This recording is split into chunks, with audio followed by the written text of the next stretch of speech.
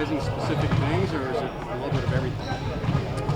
Well, we're putting more emphasis on the development of our defense because that's going to be, really the most challenging part of the game for every team. I like how we stack up offensively, sort of, with our roster, the style of players that we have. We're doing some basic offensive things. We're really working on the flow game and the pace game. And so, we really are just trying to keep it as simple as possible. Shorter training camps the last 2 years. If you try doing too much stuff, you can create confusion and shoot yourself in the foot. We don't want to do that. Rick, is the nature of the game right now, as it relates to how important and how lethal offenses can be, is that sort of your thought process behind what necessitates a heavy defensive emphasis at this stage? We just believe in it. Generally in training camps, defense gets a little bit ahead of the offense because you got a lot of guys that have been playing pickup and so forth, leading into camp. It's physical and those kinds of things.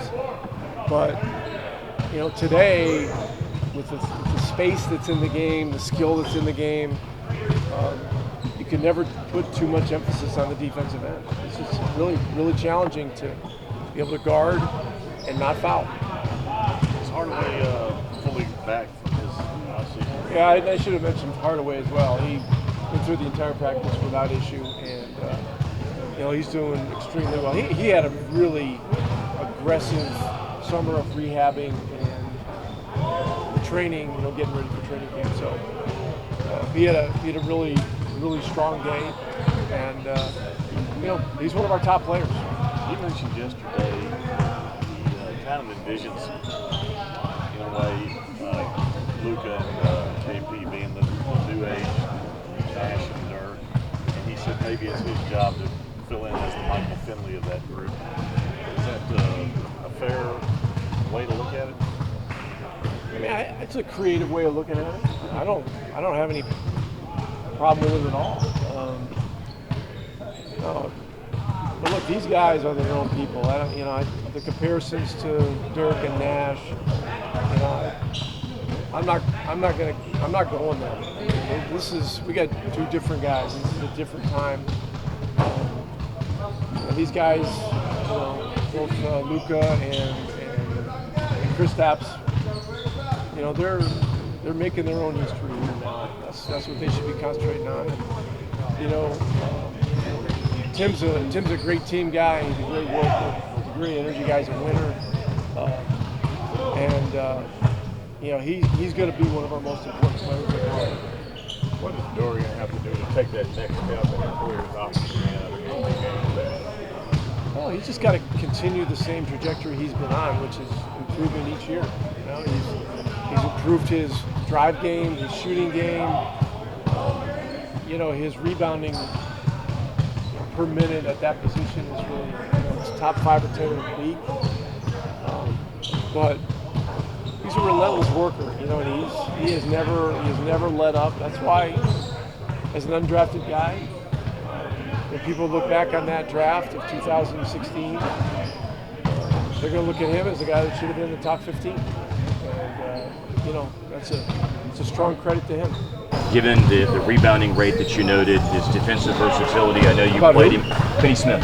Finney-Smith. Given his rebounding rate and defensive versatility, I know you played him at power forward some in the past. Is that something that's still very much on the table? Yeah, in reality, I think there's probably a likelihood he'll play more 4 than 3. And in today's game, I've made him aware that him playing 5 is also a possibility when we go to smaller alignments. So, he's shown that he can guard really virtually any position on the floor, including centers. He guarded some really good players last year pretty effectively. He guarded Towns and some other guys like that. And so, hey, in year 4, I look for him to take another step up. With Maxey and Boban coming off of probably the better half of the last 2 months playing in the World Cup, do you lean towards one side or another, whether that's good for experience or a concern about fatigue? Is there, any direction that you lean on that? Well, each case is separate. I'm not concerned about it because both of them finished pretty well ahead of the actual ending of the tournament. They didn't get stuck with a lot of heavy minutes and games that went on and stuff like that. So Boban came in here a week ago and he's like, "Hey, when are we playing?" He wanted to play. He wanted to be on the floor working and going against the interns, and he wanted to play pickup. So he played pickup on day one. Maxey's role in their team was that he was playing more minutes. So he's been back for a couple weeks. The first week he did not play at all in the pickup games. Worked on strengthening, doing some light shooting, and then beginning of the second week he played 1 or 2 days of pickup. So I think they're both in a very good place right now, and the fact that they went through camps in August, September, so I think creates a really good conditioning base for both of those guys.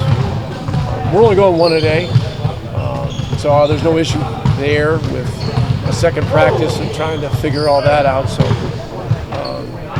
based off of today, I think from what I see, those guys are doing extremely well.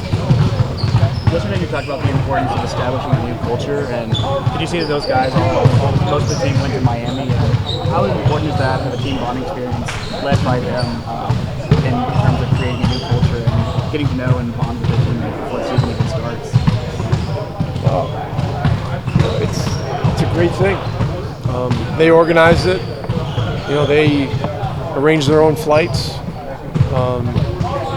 hotels, all that stuff, and they spent 3 or 4 days together, doing multiple sessions on their own, and spending time doing dinners at night. I mean, that's a great step toward getting closer together, learning about each other, and it's pretty clear that these guys see the challenge of this season as something that they want to take on together, which is the way it's going to have to be in the West.